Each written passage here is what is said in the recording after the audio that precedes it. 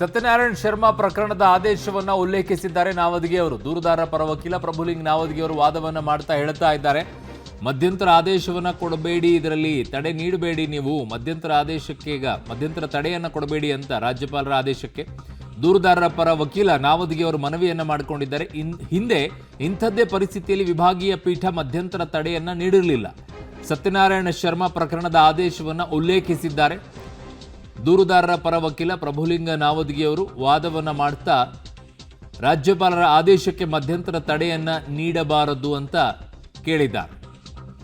Okay Narasimhamurthy, ಈಗ ಮಧ್ಯಂತರವಾಗಿರುವಂತ ತಡೆಯನ್ನ ನೀಡಬಾರದು ಅನ್ನುವಂಥದ್ದು ಪ್ರಭುಲಿಂಗ ನಾವದಗಿ ಅವರ ವಾದವನ್ನ ನೋಡುವಂತ ವಿಚಾರಕ್ಕೆ ಬರೋದಾದ್ರೆ, ಈಗ ಸತ್ಯನಾರಾಯಣ ಶರ್ಮಾ ಪ್ರಕರಣ ಏನದು ಅಂದರೆ ಈ ಪ್ರಕರಣದಲ್ಲಿ ಹಳೆಯ ಒಂದಷ್ಟು ಪ್ರಕರಣಗಳನ್ನು ಉಲ್ಲೇಖ ಮಾಡ್ತಿದ್ದಾರೆ.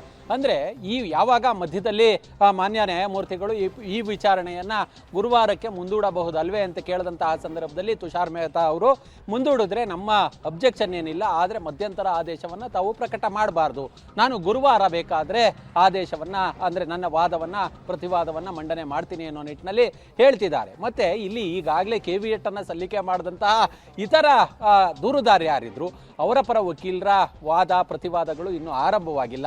ಹೀಗಾಗಿ ಪ್ರಕರಣದಲ್ಲಿ ಯಾವುದೇ ಮಧ್ಯಂತರ ಆದೇಶವನ್ನು ಕೊಡಬಾರ್ದು ಅನ್ನೋ ನಿಟ್ಟಿನಲ್ಲಿ ನ್ಯಾಯಾಧೀಶರ ಬಳಿ ಮನವಿಯನ್ನು ಮಾಡಿಕೊಳ್ತಿದ್ದಾರೆ. ಹೀಗಾಗಿ ಬಹುತೇಕ ಇದು ಅಂತಿಮ ಹಂತಕ್ಕೆ ಇವತ್ತು ಬರುವ ಯಾವುದೇ ಲಕ್ಷಣಗಳು ಕಾಣಿಸ್ತಿಲ್ಲ. ನಾಳೆ ಜನಪ್ರತಿನಿಧಿಗಳ ಪೀಠದಲ್ಲಿ ಸಿಟಿ ಸಿವಿಲ್ ಕೋರ್ಟ್ನಲ್ಲಿ ಆದೇಶ ಬಾಕಿ ಇದೆ. ಅದಾದ ಬಳಿಕ ಇನ್ನೂ ಕೂಡ ತುಷಾರ್ ಮೆಹ್ತಾ ಅವರ ವಾದ ಸಂಪೂರ್ಣವಾಗಿ